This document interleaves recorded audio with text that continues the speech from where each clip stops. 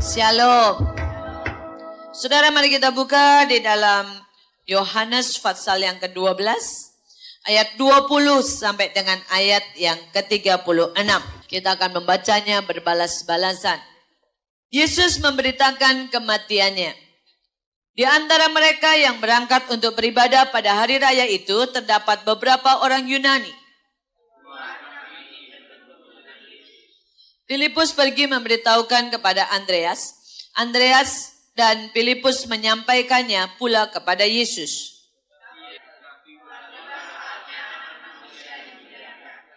Aku berkata kepadamu, sesungguhnya jikalau biji gandum tidak jatuh ke dalam tanah dan mati, ia tetap satu biji saja. Tetapi jika ia mati, ia akan menghasilkan banyak buah. Barang siapa melayani aku, ia harus mengikut aku, dan di mana aku berada, di situ pun pelayanku akan berada. Barang siapa melayani aku, ia akan dihormati Bapa. Bapa, muliakanlah namamu. Maka terdengarlah suara dari surga, aku telah memuliakannya, dan aku akan memuliakannya lagi. Jawab Yesus, suara itu telah terdengar bukan oleh karena aku, melainkan oleh karena kamu. Dan aku apabila aku ditinggikan dari bumi, aku akan menarik semua orang datang kepadaku.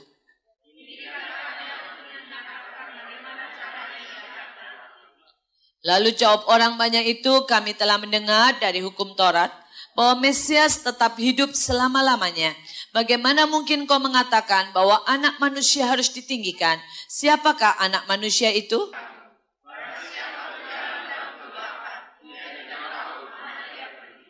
Percayalah kepada terang itu selama terang itu ada padamu, supaya kamu menjadi anak-anak terang. Sesudah berkata demikian, Yesus pergi bersembunyi dari antara mereka. Saudara, saya percaya bahwa hari-hari ini, saudara, sebenarnya apa yang Yesus sedang alami di perikop ini akan terjadi kepada banyak anak Tuhan, saudara. Saudara, saya percaya bahwa ini waktunya sebenarnya bahwa anak-anak manusia itu tidak cuma Yesus, saudara, tapi saudara ini kan anak manusia semua, betul?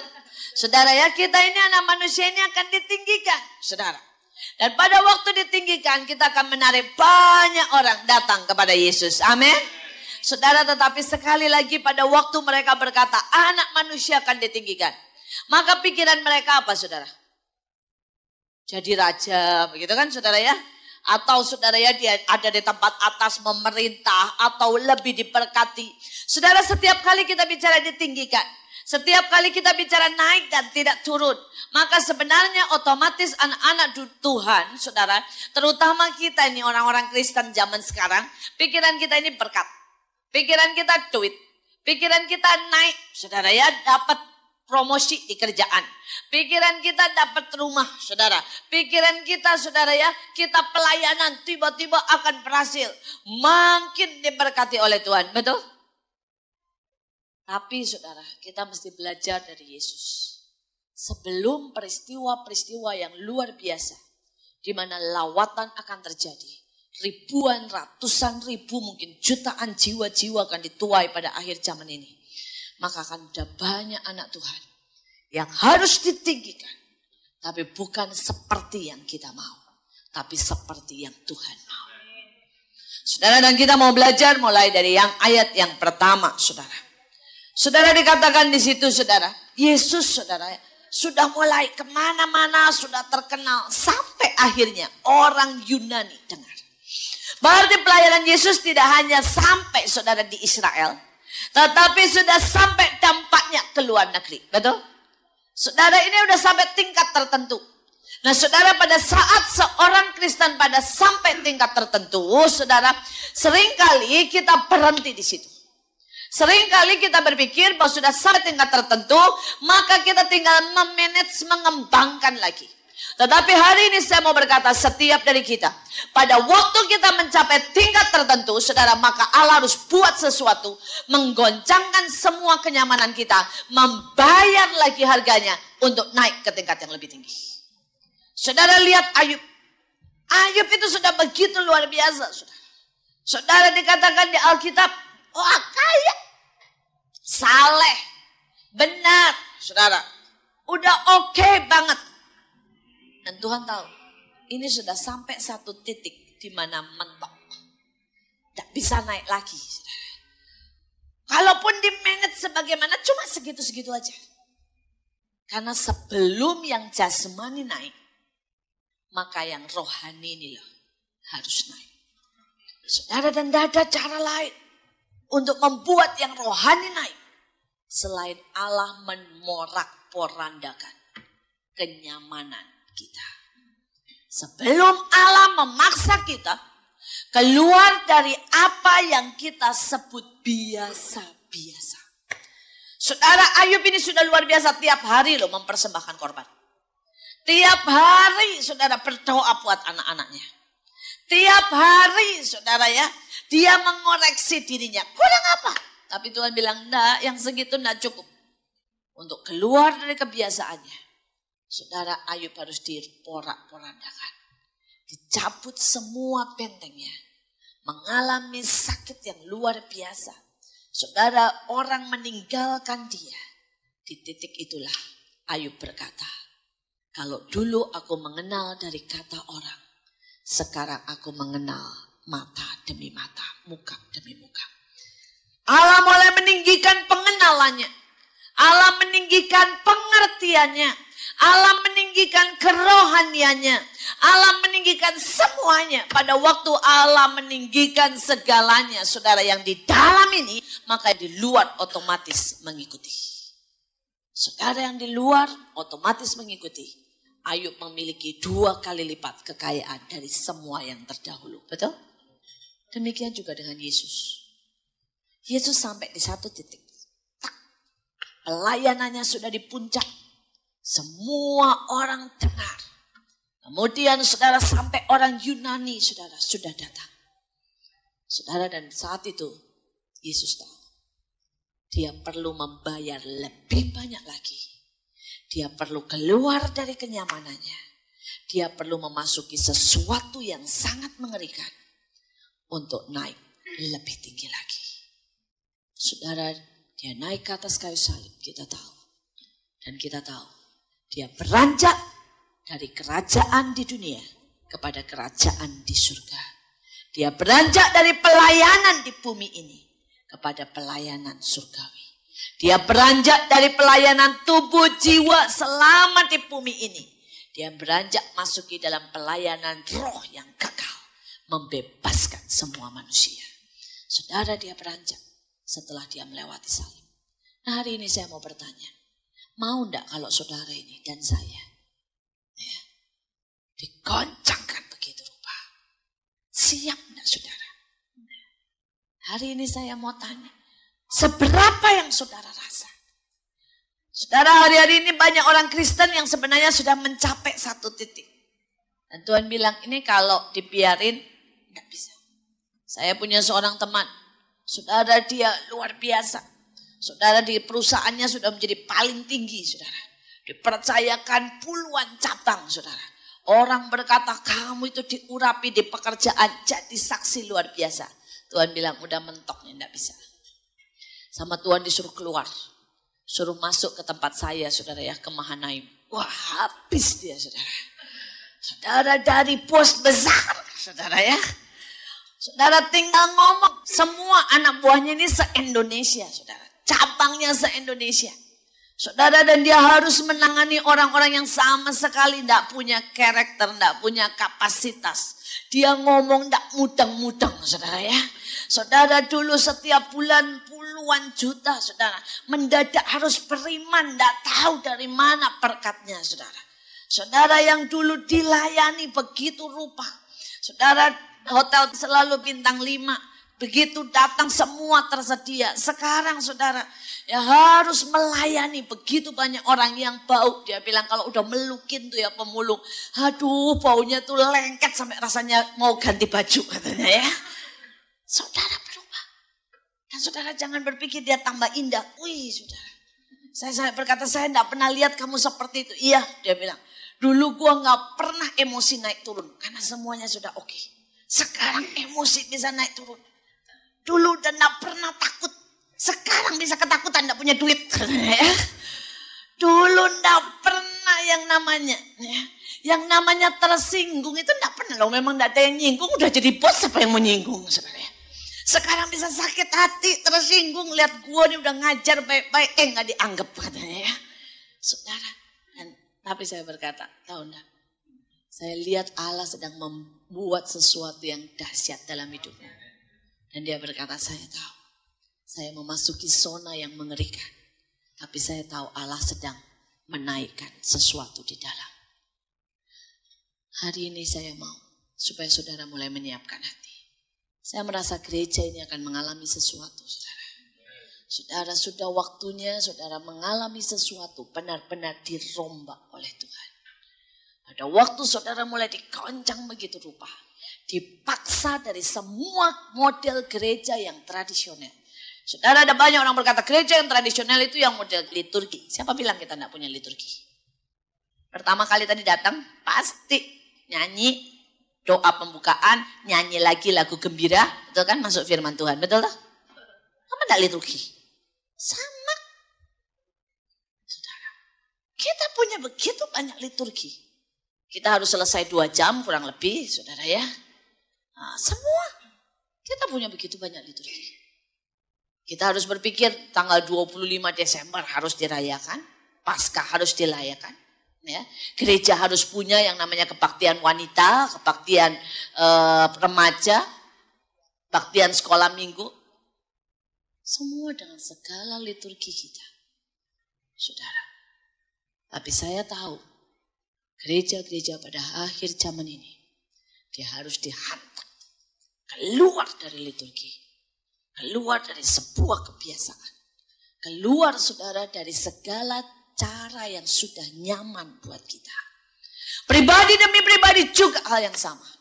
Saudara, apapun yang sudah saudara dan saya kuasai, Allah akan ambil dari hidupmu.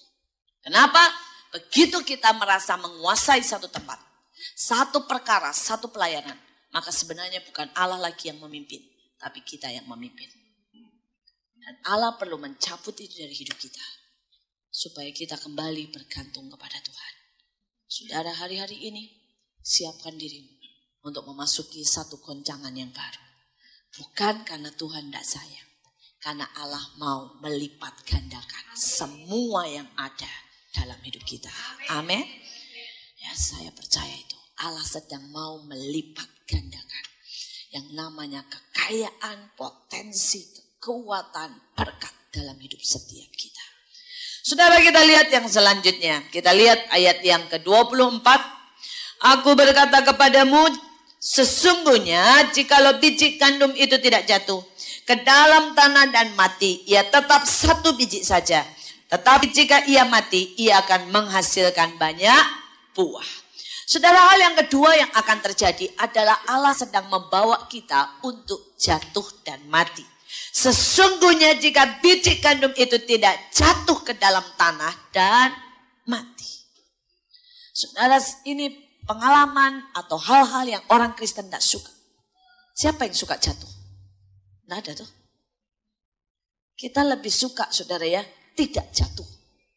Padahal kalau Tuhan buat ayatnya, saudara, sebenarnya tidak berkata, aku jamin engkau tidak jatuh. Ada ayatnya? Tidak ada.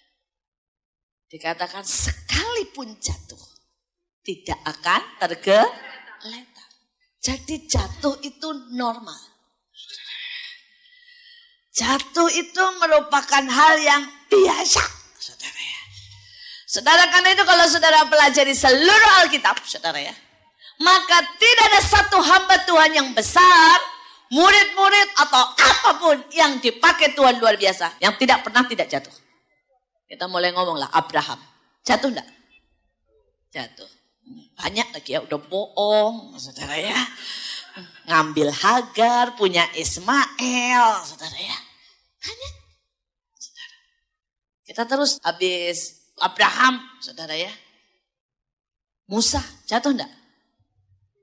Jatuh. Ya, sudah ngambil kusi, saudara ya. Kemudian saudara dia pukul itu batu, kepahitan, jatuh. Apalagi ngomong Daud. Komplit tuh semua. Mulai dari bohong, saudara bunuh orang, saudara ya berzina, saudara. Terus kemudian dendam, sempat keluarganya pecah. Komplit deh. Tapi aneh loh saudara. Orang sekomplit itu jatuhnya, kalau saudara rinci itu kesalahan Daud, hampir semua dia lakukan. Di Alkitab. Setiap kali Allah berkata begini. Karena Daud kasih setiaku tetap. Betul? Sampai di Kisah Rasul. Dikatakan Daud adalah orang yang berkenan di hatiku. Dan dia melakukan seluruh kehendakku pada zamannya. Betul? Kok bisa ya? Apa Tuhan lupa gitu? Sekali lagi saudara. Karena sebenarnya setiap kejatuhan Daud. Setiap kejatuhan kita yang diizinkan oleh Tuhan. Itu membuat sesuatu mati. Dan ada sesuatu yang berbuah sesudah itu. Kalau Daud tidak pernah jatuh, dia tidak pernah mengerti tentang hatinya hancur. Dia tidak pernah mengerti tentang anugerah. Dia tidak pernah mengerti yang namanya, saudara ya, bahwa dia berkata di dalam Mazmur, dia memperbarui masa mudaku seperti pada burung Raja Wali. Dia tidak pernah mengerti yang dikatakan saudara, bahwa Allah berdiam dengan orang yang remuk hatinya. Dia tidak akan pernah mengerti, bisa berkata bahwa sekalipun dosanya merah seperti kermisi, akan berubah menjadi putih. Itu semua dia dapat pewahyuan pada waktu dia jatuh. Kemudian sudah berkata, kalau gitu mari kita sama-sama jatuh. Bukan itu masalahnya. Tapi yang pertama yang di sini yang saya mau katakan. Saudara jangan suka menghakimi. Kalau ada orang yang jatuh. Karena yang jatuh belum tentu tidak berkenan. Dan bisa jadi yang jatuh lebih berkenan daripada yang tidak jatuh. Jadi jangan suka menghakimi. Kalau saudara dengar ada yang bangkrut. Nah pasti tidak bayar perpuluhan. Ada yang tidak beres tuh. Hati-hati. Bentar lagi lu kena kalau ada begitu. Kalau ada yang orang tua yang anaknya kena narkoba. Atau yang anaknya saudara yang mungkin tidak naik kelas. Jangan bilang tuh kan pelayanan. Tidak ngurus anak, tidak ada keseimbangan. Pantesan jatuh katanya. Ada berarti dengan yang namanya kritik. Saudara dengar hamba Tuhan berzina. Wih langsung saudara ya. Wih gak nyangka ya. Hamba Tuhan kok bisa begitu. Loh, hamba Tuhan itu manusia ya bisa lah saudara. Tapi berarti saudara kita berubah. Dari orang yang suka menghakimi. Pada saat seorang jatuh jadilah pendoa syafaat buat dia. Jadilah orang yang berdiri dan menopang saudara. Kalau saudara bisa seperti itu maka saudara tidak perlu jatuh. Tetapi saudara akan menerima setiap buah dan pelajaran pewahyuan dari orang yang jatuh. Kenapa? Karena jatuh itu bisa dua. Yang pertama saudara ya, saudara jatuh karena kesombongan kesalahan sendiri. Yang kedua karena diizinkan untuk kita mendapat satu wahyu. Tetapi ada yang ketiga, saudara membiarkan dirimu turun begitu rendah. Mendampingi orang-orang yang di bawah. Atau orang-orang yang jatuh. Maka engkau akan belajar, engkau akan mengerti tanpa engkau sendiri perlu jatuh. Nah sekarang pilihan di tangan saudara. Seberapa banyak saudara mau turun? Seberapa banyak saudara? Kita mau mendampingi orang-orang yang di bawah, sangat di bawah. Dan saudara mau sama-sama dengan dia sampai orang itu bisa naik. Saya berdoa supaya saudara dan saya mulai mengerti pelayanan ini. Saudara pelayanan lihat Yesus. Pada waktu dia lihat perempuan yang berzina. Dia enggak bilang bertobat. Enggak tahu. Dia cuma bilang siapa yang paling tidak berdosa yang boleh melempari. Dan dia menunggu orang semua pergi. Dia diam di situ dengan perempuan itu. Dia membawa orang ini sampai kepada keselamatan. Saudara, lihat Yesus dengan Sakius. Saudara bisa bayangkan. Seluruh menyukai Sakyus. Saudara, dan Yesus lagi terkenal. Yesus jalan di kota itu. Saudara, kalau saya nih ya, jangan dekat-dekat sama Sakyus. Karena kalau engkau dekat-dekat sama Sakyus, popularitasmu drop langsung. Kalau misalnya, saudara ya, Yesus menghardik Sakyus, wah, orang banyak akan tepuk tangan. Betul kan? Seandainya dia berkata sama Sakyus, Sakyus, bertobatlah. Tinggalkan semua dosamu, kembalikan duitnya orang-orang, gitu saudara ya. Semua orang akan berkata, yeay, betul kan? Tapi Yesus bilang apa? Sakyus, aku tidur deh di rumahmu, nginep di rumahmu. Saudara pikir, ih ternyata mata duitan tuh orangnya. Nggak peduli uang dari mana, kalau duit didatengin tuh. Lihat tuh kalau orang kaya. Tidur itu di rumahnya demi fasilitas. Pernah enggak saudara berpikir bahwa hari-hari ini saudara mau enggak turun ke bawah, pelacur, orang-orang yang bercerai, orang-orang yang punya istri 2, 3, itu membutuhkan penerimaan saudara. Membutuhkan kasih. Orang yang stres. Saya hari-hari ini sedih sekali. Melihat gereja ya, kalau ada orang stres, aneh di gereja ngomong, itu aneh, itu aneh. Itu aneh itu memang, udah jangan deket-deket. Loh, gereja ini perlu jadi tempat untuk menerima. Bukan menghakimi. Nanti orang masuk, saya punya beberapa orang yang kami doakan dan layani. Saudara dia dulu sebelum jadi Kristen, sudah terlanjur punya istri 2. Gereja manapun tidak bisa diterima. Saudara, sehingga dia tidak pernah ke gereja. Bukan karena dia tidak cinta Tuhan. Saudara, ada yang istri kedua. Dimanapun tidak pernah bisa ke gereja. Karena dimanapun begitu orang tahu siapa dia, mereka tidak pernah menerimanya. Saya punya beberapa teman yang bercerai.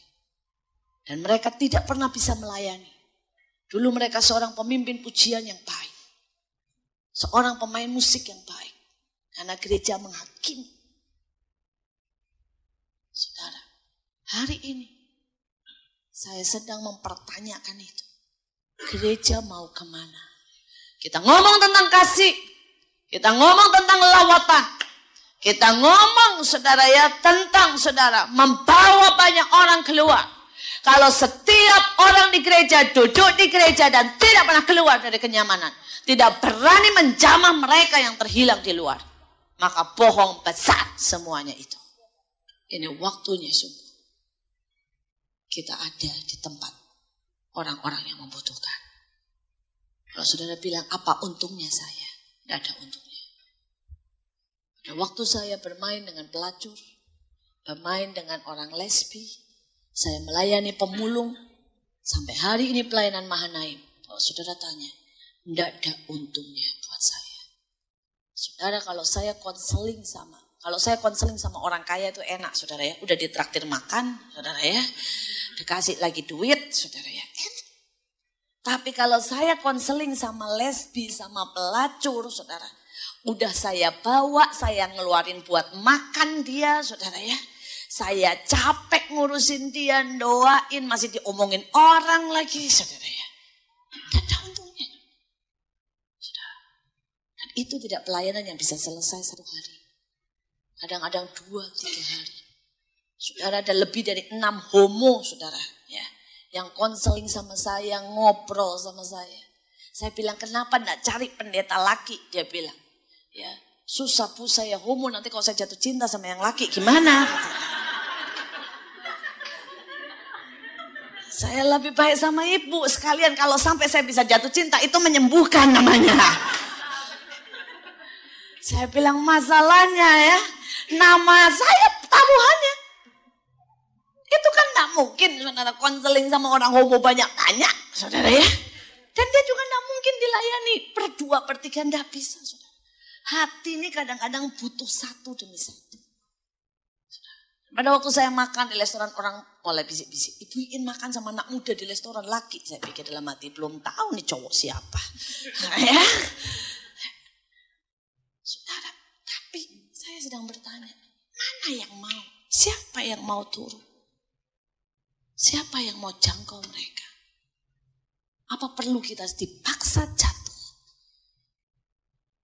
Ada begitu banyak orang yang telepon bangkrut. Ya. Ditipu. Dan gereja cuma berkata, kurang doa sih. Tidak peka sih, tidak tanya Tuhan sih. Hei, mereka tidak butuh seperti itu. Mereka butuh sesuatu yang real. Seperti Yesus nginap di rumah Zakius. Saya berdoa supaya saudara menangkap pelayanan ini. Pelayanan ini harus dihidupkan. Dan setiap orang yang mau melayani, mau masuk dalam kegerakan transformasi, harus masuk dalam pelayanan ini. Ini bukan pekerjaan seorang hamba Tuhan. Ini pekerjaan seluruh jemaat. Engkau harus ada di mana orang lain membutuhkan engkau. Dan turun ke sana. Saudara, selanjutnya katakan mati. Saudara, ini adalah satu pokok lagi yang kita tidak suka, saudara. Kematian merupakan hal-hal yang memang tidak pernah menyenangkan. Tapi dalam hidup ini, saudara, saya berkata seringkali visi kita perlu mati supaya lahir kemurnian. Sebelum visi kita itu mati, saudara, seringkali visi itu terlalu banyak dibumbui dengan kita. Dan bukan dari Tuhan. Saudara, banyak pendeta maunya gereja besar. Dan dia berkata itu visi dari Tuhan. Tapi seringkali itu hanya dari kita. Saudara, seringkali kita mau, saudara ya, untuk punya gedung gereja sendiri. Tapi itu belum tentu dari Tuhan.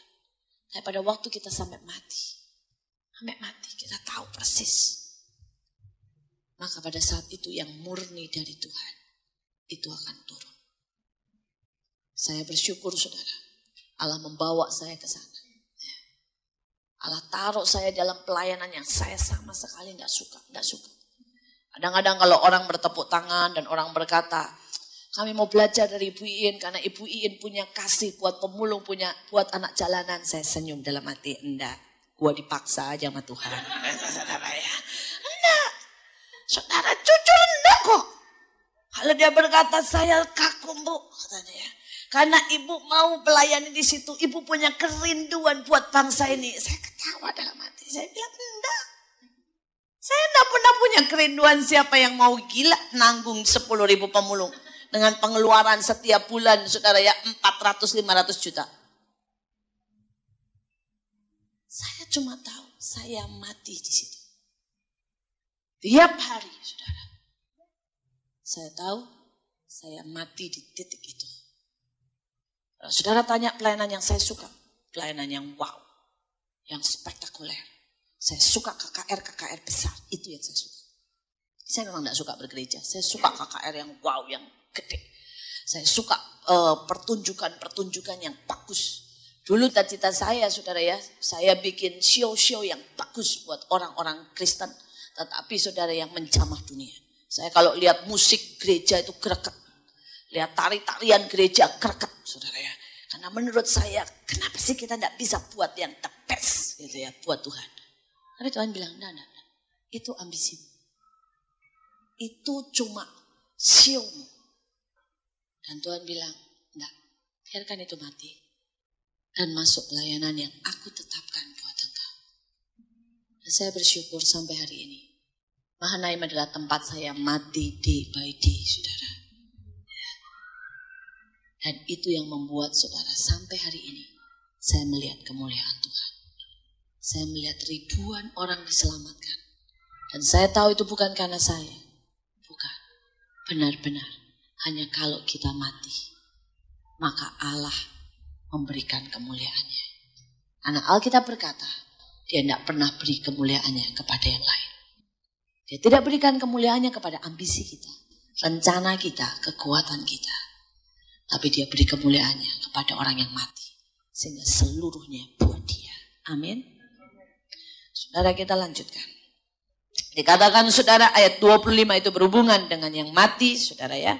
Barang siapa menyintai nyawanya, ia akan kehilangan nyawanya. Tapi barang siapa tidak menyintai nyawanya di dunia ini, ia akan memeliharanya untuk hidup yang kekal. Saudara, di dalam nyawa itu ada kehendak, ada perasaan, saudara ya. Dan juga ada yang namanya, saudara, pikiran kita, kesenangan kita, semuanya ada di situ. Saudara, di dalam nyawa itu jangan saudara pikir selalu pistol di sini. Terus kemudian ada orang yang berkata, pilih Yesus atau pilih, saudara ya, nyawamu. Dan kemudian kita bilang, pilih Yesus, dor. Nah, itu namanya menyerahkan nyawa, saudara ya. Nah. Tapi menyerahkan nyawa itu hari lepas hari. Pagi, seluruh badan kita dan nyawa kita pengennya apa? Tidur, betul? Dan waktu Tuhan bilang, bangun pagi nak, jam 4, jam 2, nyembah Tuhan. Nah, itu menyerahkan nyawa. Jangan nunggu pistol di sini. Saudara, itu menyerahkan nyawa. Saudara, nyerahin nyawa itu tiap hari. Saudara sama suami. Ya. Suami mau marah. Kita bilang, memangnya gua gak bisa marah lebih hebat dari dia. Gitu ya. Saudara mau meledak. Tuhan bilang, enggak nak. Ya. Kamu pengen marah kan? Serahkan nyawamu. Layani. Cium, minta maaf. Itu menyerahkan nyawa. Saudara, itu menyerahkan nyawa. Saudara, kemarin saya baru melihat sesuatu dan saya bilang, wow. Ya. Saudara, ada terjadi sesuatu di sebuah kantor. Terjadi sesuatu keributan kantor anak-anak Tuhan. Semuanya maksudnya baik, saudara ya. Tapi terjadi satu kelas yang tiba-tiba bisa meledak kencang, saudara. Saya sebagai orang luar yang tidak terlibat dalam kelasnya, saudara. Saya itu misalnya A dan B ya, saudara ya. Saya tahu persis secara analisa ya, yang salah itu si B. Si B ini terlalu sempit pikirannya, terlalu banyak praduga, terlalu banyak ketakutannya sehingga menimbulkan akibat-akibat yang tidak baik. Saudara, saya sebagai orang yang di luar, sebagai orang yang sudah biasa bertahun-tahun dalam kepemimpinan, saya sebenarnya berkata, ini jelas salah si B. Saya harusnya sebagai orang yang di luar, sebagai hamba Tuhan bisa berkata, B, lu bertobat, lu salah, lu begini. Tapi pada waktu kami kumpul, saudara ya, sebelum kami melakukan apa-apa, kami berdoa. Saya melihat satu teladan contoh yang luar biasa.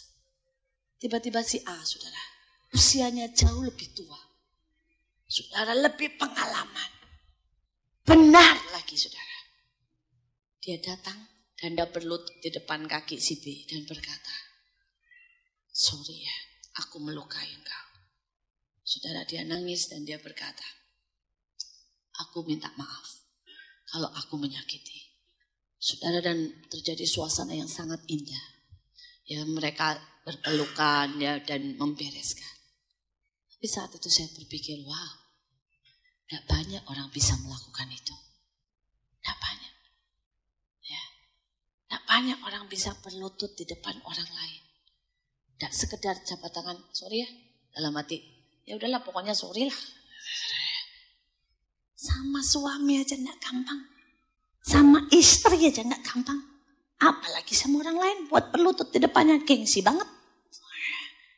Tapi saya sedang berkata, ini loh menyerahkan nyawa. Menyerahkan nyawa, bisa enggak kita? Saudara, menyerahkan nyawa bicara pada waktu saudara. Saudara sudah berikan semuanya. Dan orang masih tetap memaki, mengkritik. Bisa enggak kecewa? Menyerahkan nyawa. Kita mau bertumbuh lebih besar.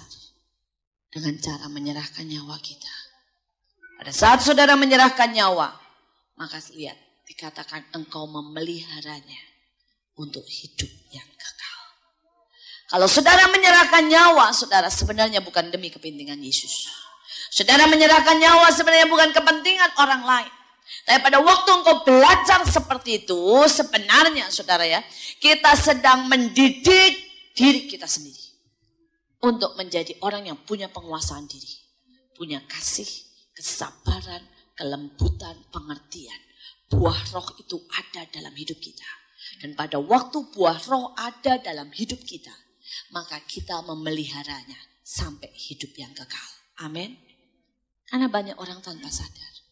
Saya selalu berkata sama teman-teman, ya lihat deh kalau orang-orang mau jadi kaya. Ya nanti kalau pada waktu dia miskin, saudara ya, dia cukup rendah hati. Tapi begitu mulai kaya, saudara, bisa mulai pamernya keluar, ya. Kalau enggak merentahnya keluar, sombongnya keluar, ya.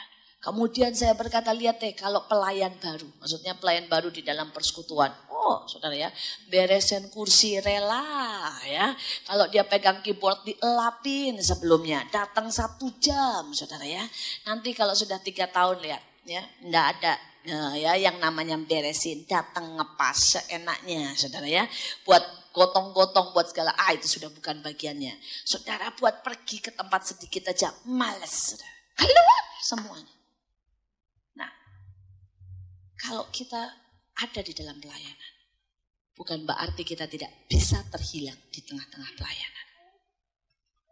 Apalagi pendeta, saudara, saya udah bilang, lihat aja pendeta-pendeta itu. Saudara pendeta mah kalau baru nih ya, bagus. Saudara, 5 tahun, rata-rata terjebak dalam kesombongan, terjebak dalam kemunafikan, terjebak saudara ya, di dalam saudara ya, rutinitas dan sebagainya. Saudara dia tidak lagi menjadi hamba, tapi otomatis menjadi tuan. Padahal pada waktu kita tidak menjadi hamba, maka kita sudah susah untuk menyenangkan Tuhan. Oh saya tahu persis, karena itu dilema hari demi hari. Dilema, saudara. Saya ngerti persis pergumulannya. Saudara kadang-kadang saudara ya, saya melayani itu sudah di tempat-tempat yang ribuan. Dengan servis yang sangat wow saudara ya. Sebelum saya datang aja udah nanya semuanya saudara. Mau apa? Minumnya mulai dari Starbucks, teh, kacang hijau, apa itu ditanyain saudara ya. Makanannya mau bubur apa segala macam saudara. Saudara kalau engkau dapat servis yang seperti itu di gereja-gereja yang besar terbaik dengan PK yang terbaik. Kemudian kau diundang di tempat yang jauh di Cengkareng sana 3 jam dari rumah saya. Cuma 6 orang gak dapat PK, panas gak pakai AC. Kira-kira hatimu bagaimana? Mau gak mau saudara ya. Kalau saya gak pernah melayani di tempat-tempat yang seperti itu. Saya melayani di tempat di Cengkareng sih dengan senang hati. Saudara ya. Tapi kalau saya sudah melayani gereja-gereja yang seperti itu. Jujur berangkat ke Cengkareng mendadak menjadi berat sekali saudara. Saudara bukan cuma begitu yang di gereja-gereja yang mewah yang dan segalanya. Mereka berkata Bu Ibu Iin mau pilih setahun berapa kali. Terserah. Saya bisa tentukan saudara. Ya setahun saya mau ngisi 5 kali, 10 kali oke. Bagaimana hati saya untuk memilih saudara. Kalau saya tidak tetap mengenakan kehambaan. Tidak bisa, saudara. Tidak bisa. Dan saudara berkata, ada struggle-nya. Banyak sampai hari ini. Saya tidak bisa bohong. Banyak. Sangat banyak. Struggle itu sampai saya berkata, Tuhan ini loh manusia. Susah banget buat jadi hamba. Susah sekali untuk meletakkan diri kita. Meletakkan nyawa. Susah sekali, sangat susah. Tapi saya berharap saudara mengerti. Setiap dari kita menghadapi itu. Setiap dari kita menghadapi. Itu adalah satu perjuangan iman sampai garis akhir.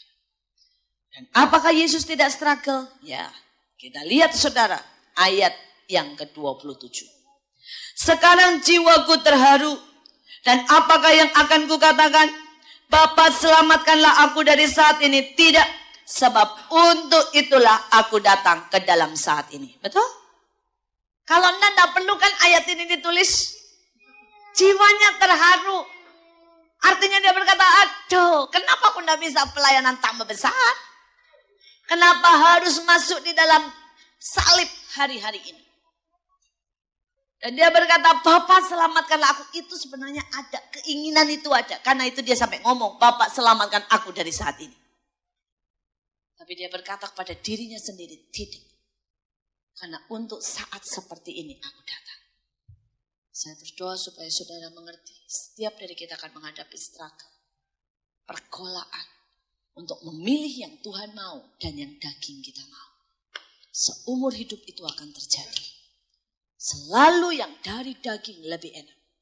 Engkau yang sekolah, engkau saudara ya, yang di pekerjaan, engkau yang pelayanan dalam setiap aspek dalam hidup kita. Selalu pergulatan itu akan datang. Untuk memilih yang dari Tuhan, itu adalah bagian kita. Saya berdoa saudara dan saya bisa seperti Yesus dan berkata, untuk saat seperti inilah aku dipanggil jadi anak Tuhan.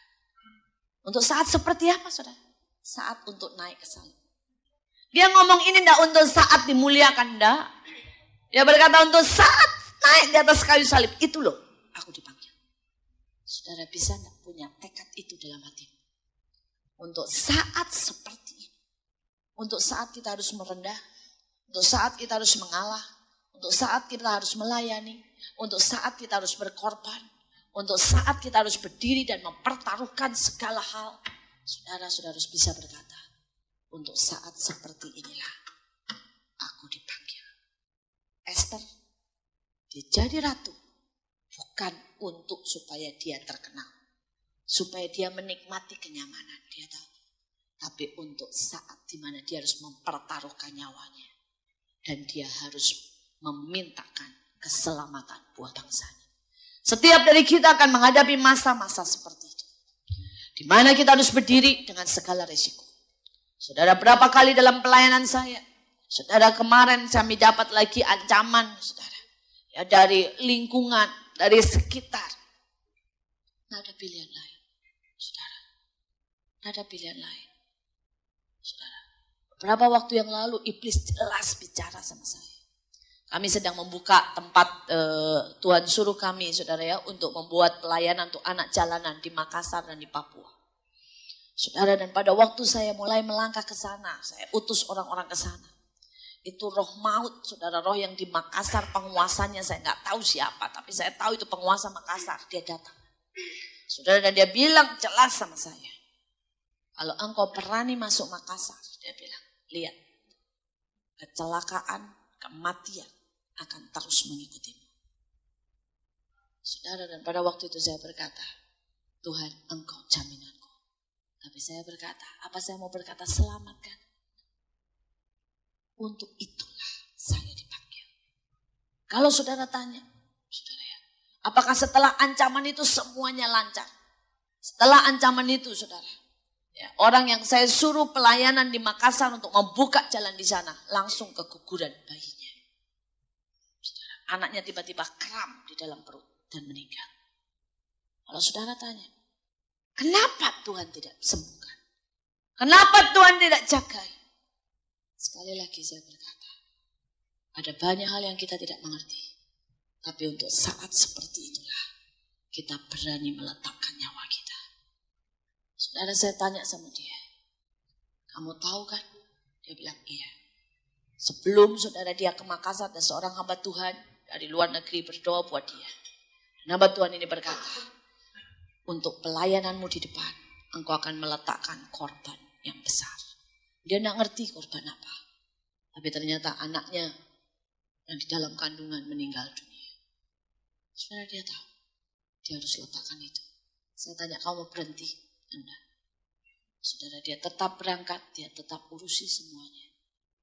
Saudara, sejak iblis berkata itu, saya sudah 3 kali mau kecelakaan. Saudara. Ya. Mobil PP diserempet. Mobil PP dikatin saudara, sama saudara truk. Saudara, mobil PP ditabrak sama trailer. Saudara. Dan kemarin saudara, lagi keluar dari toko, tiba-tiba motor datang nyungsep di depan mobil saya, saudara. Dan bempernya kena bolong, saudara. Saya senyum aja, saya berkata, heran ya, iblis hobi banget deket-deket saya. Saya bilang ya. Saudara, saya suka guyon sama teman-teman. Di gereja-gereja lain iblisnya mainnya halus, saudara. Di Mahanaim kok iblis main kasar ya, heran saya, saudara. Padahal saya kan cewek ya, harusnya main halus dong gitu ya. Saudara, tapi seperti itulah saudara. Tapi saya mau berkata, selamatkan saya. Saya cuma mau berkata, untuk itulah saya dipanggil.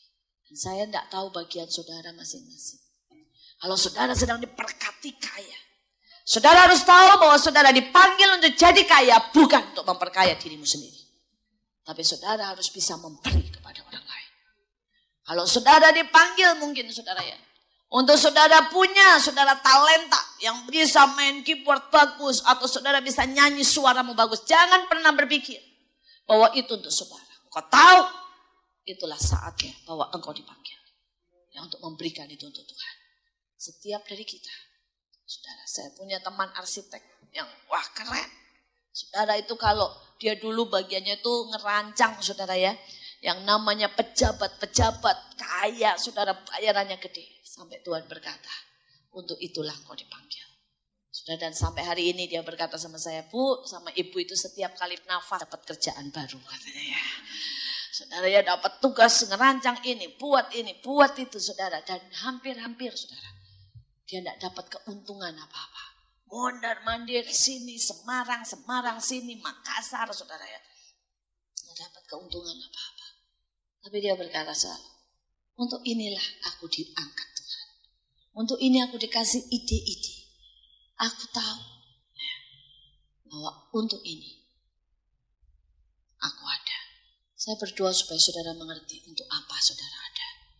Untuk apa Tuhan memberikan ide dalam hidupmu. Untuk apa Tuhan mengangkat engkau. Karena untuk setiap perkara ada waktunya kau meletakkan kembali untuk Tuhan. Yang terakhir saudara. Yang terakhir kita lihat saudara. Ayat yang ke-35. Ayat yang ke-35. Kata Yesus kepada mereka, hanya sedikit waktu lagi. Terang ada di antara kamu. Selama terang itu ada padamu, percayalah kepadanya. Supaya kegelapan jangan menguasai kamu. Barang siapa berjalan dalam kegelapan, ia tidak tahu kemana ia pergi. Saudara, saya tidak tahu, tapi ada sesuatu yang saat ini rasanya itu ngejar sama saya. Saudara, yaitu tentang waktu. Rasanya Tuhan terus ngomong waktunya sudah sangat singkat. Waktunya sudah sangat singkat. Saudara, beberapa waktu yang lalu saya bertemu dengan seorang pendoa dan dia mendapat nubuatan penglihatan yang sama. Dia lihat saudara pesawat itu sudah mau berangkat saudara. Terus kemudian itu orang-orang Kristen itu saudara ya, banyak anak-anak Tuhan masih santai-santai. Saudara, kita semuanya itu masih ngobrol, makan, saudara ya, adalah yang ngurusin cari pacar dan sebagainya. Dan itu sampai dia lihat saudara ya, kayak awak kapal seperti malaikat-malaikat itu tarikin orang-orang Kristen. Bilang cepat, waktunya sudah sangat singkat. Cepat masuk, kalau enggak engkau enggak bisa menyelesaikan bagianmu. Masuk dalam panggilan, masuk pesawat ini, masuk terbang nak terbang. Saudara, dia bilang itu orang dipaksa masuk. Dan saudara, itu Alkitabiah ya. Tuhan berkata pada waktu akhir zaman, Yesus berkata paksa semua orang masuk. Karena pesta harus segera dimulai. Betul? Saudara, itu. Saudara, beberapa waktu yang lalu saya dapat penglihatan besar. Saudara, saya melihat itu yang namanya bahtera. Saudara, dan Tuhan berkata, nak cepat siapkan bahtera. Karena sudah waktunya anak Tuhan dinyatakan. Dan waktunya sangat singkat, setelah itu badai besar akan datang. Bangun bahtera, nyatakan kemuliaanku kata Tuhan di hadapan dunia ini. Saudara, dan saya lihat ada banyak bahtera yang belum siap. Ya, ada yang masih bolong baru mulai bangun saudara. Dan Tuhan berkata cepat nak, cepat. Saudara, ada sesuatu, saya dengar saudara ya, Benny Hinn suruh masuk sama Tuhan pengasingan. Saudara, beberapa saat dan dia dapat pesan dari Tuhan, waktuku sudah sangat singkat. Karena itu ubah pelayanan. Saudara, saya dengar banyak hamba-hamba Tuhan mendapat pesan yang sama dari Tuhan. Saudara, ini bicara waktu. Dan dikatakan di dalam ayat yang ke-35, hanya sedikit waktu lagi terang ada di antaramu. Saudara, ada waktu di mana kita akan mengalami kelimpahan, terang, ya, segala lawatan itu. Tapi kalau itu kita tidak menangkapnya, maka itu akan berlalu. Kegelapan itu akan datang. Dan kita bahkan tidak tahu lagi bagaimana harus berjalan. Saya berdoa supaya tidak ada seorang pun di tempat ini yang santai. Tapi ada sesuatu api yang boleh berkobar. Saudara mulai percaya sungguh-sungguh kepada Tuhan. Saudara, ada banyak orang berkata, aku percaya Bu. Ya. Kita bilang kita percaya tapi kita tidak taat, itu tidak percaya. Kalau saudara percaya sama Tuhan hari-hari ini, saudara biarkan hidupmu penuh diatur oleh Tuhan. Biarkan ekonomimu diatur oleh Tuhan. Biarkan waktumu diatur oleh Tuhan. Itu artinya percaya. Biarkan setiap aspek dalam hidupmu diatur. Itu artinya percaya. Ya, mari kita berdoa.